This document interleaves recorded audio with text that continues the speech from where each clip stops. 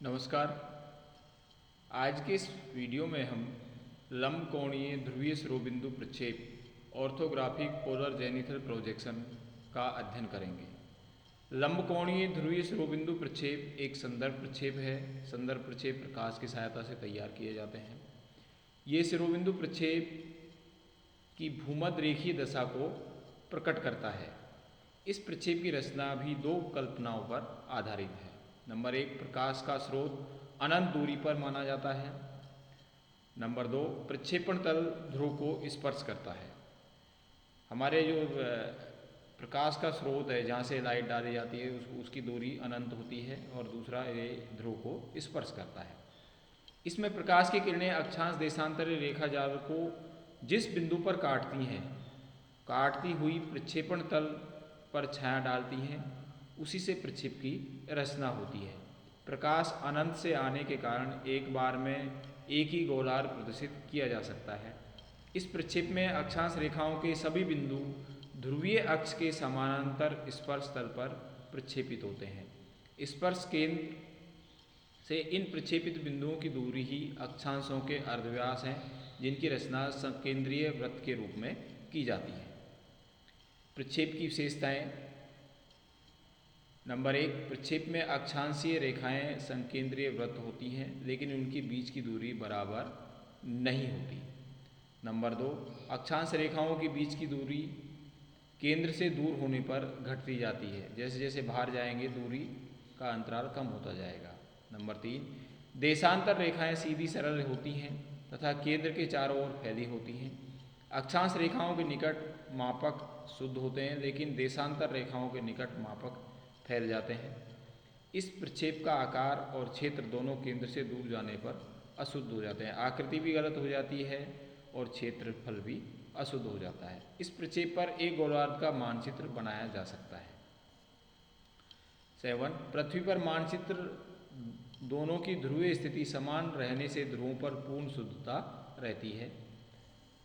Last है, अक्षांश और देशांतर रेखाएं एक दूसरे को समकोण पर काटती हैं। तो ये थी इसकी विशेषताएं।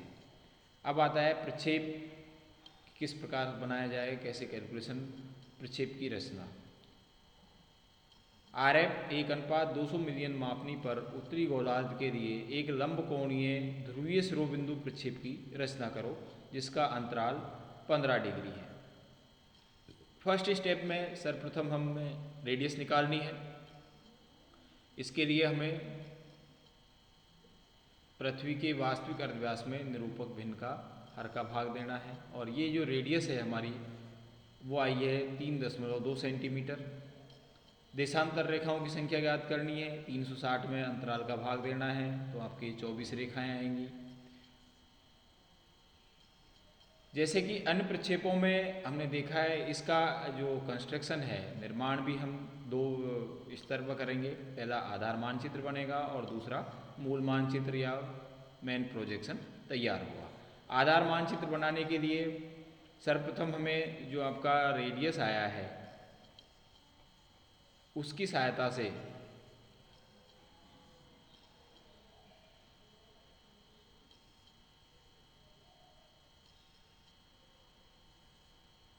हमें ये चतुर्थांश खींचना है। इस चतुर्थांश की जो गणना है, ये आपका रेडियस है, इसकी सहायता से हमें ये चतुर्थांश खींचना है। चतुर्थांश खींचने के बाद में हमें जो इंटरवल है उसकी सहायता से कोण बनाने हैं। 15, 30, 45, 60, 75, 90 डिग्री का हो गया। इसके बाद में n बिंदु पर 90 डिग्री का कोण बनाते हुए, या कहें OP के समानांतर दूरी पर हमें ये रेखा खींचनी है। ये रेखा खींचने के बाद में जो जिस बिंदु पर, जैसे हमारे ये जिस कटान बिंदु हैं, इस आपके गोले के सरफेस पर, परिधि पर, इन बिंदुओं को मिलाते हुए हमें ये लंब खींचने हैं। एक ये हो गया, एक ये हो गया।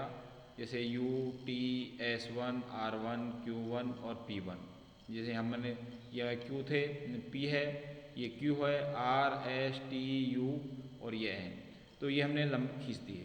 लंब खींचने के बाद में ये जो दूरी है N से लेकर आपका U1 T1, S1, R1, Q1, P1।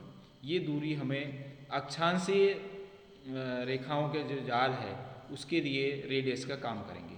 सर्वप्रथम हमने मूल मानचित्र बनाने के लिए ये अपने चाप भरा यहाँ से N से लेकर U तक का, और इसको हमने ये घुमा दिया जैसे N से लेकर U तक का। फिर इसके बाद में N से लेकर T1 का हमने ये यहाँ से दिया और इसको ये घुमा दिया। इसके बाद N से लेकर S1, R1, Q1 और P1। तो ये जो रेडियस लेकर हमें ये सारे सर्किल बनाकर ये सारे सर्किल आपको खींचने हैं, और ये जो दूरी है ये आपको यहाँ से प्राप्त होगी। अक्षांश रेखाओं की जो मध्य की दूरी है आपको यहाँ से आपको रेडियस में देंगे, और उनकी सहायता से हमें ये गोले बनाने हैं। गोले बनाने के बाद में हमें पूर्व में जैसे हम करते आए कि हमारा जो अंतराल है उसकी सहायता से, जैसे आपका 15, 30, 45, 60, 75, 90, 105, 120, 15, 135, 50, 65, 180, इसी प्रकार से ये हमें मार्किंग करनी है। यहाँ पर भी आपका 0, 15, 30, 45, 60, 75 और 90, तो ये हमें मार्किंग कर देनी है। यहाँ पर आपका उसी प्रकार से इसका हेडिंग, प्रक्षेप का नाम, उसका इंटरवल, उसका RF, इंटरवल, एक्सटेंशन, ये भी स्टेंसिल की सहायता से बनाने हैं। और इस प्रकार से हमारा ये प्रक्षेप बनकर तैयार हो जाता है। अब इसमें आगे इसकी उपयोगिता कि ये किन क्षेत्रों के लिए उपयुक्त रहता है। लंबकोणीय ध्रुवीय शिरोबिंदु प्रक्षेप का उपयोग मुख्य रूप से खगोलीय मानचित्र के लिए किया जाता है। यद्यपि इस प्रक्षेप पर बने मानचित्रों में क्षेत्रफल व आकृति अशुद्ध होती है, लेकिन मानचित्रों को देखने से ऊंचे नीचे भागों का अंदाज लगाया जा सकता है। अतः इस प्रक्षेप में रंग एवं छायाओं के द्वारा स्थलाकृतिक लक्षणों को प्रभावी तरीके से प्रदर्शित किया जाता है। तो ये इस प्रक्षेप की उपयोगिता थी।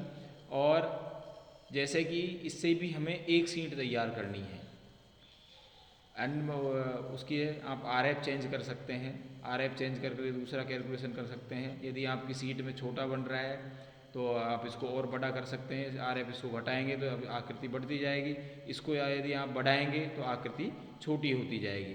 तो इसकी सहायता से भी हमें एक सीट बनकर बनानी है। तो आज की इस वीडियो में हमने इतना ही। That's all. Thank you.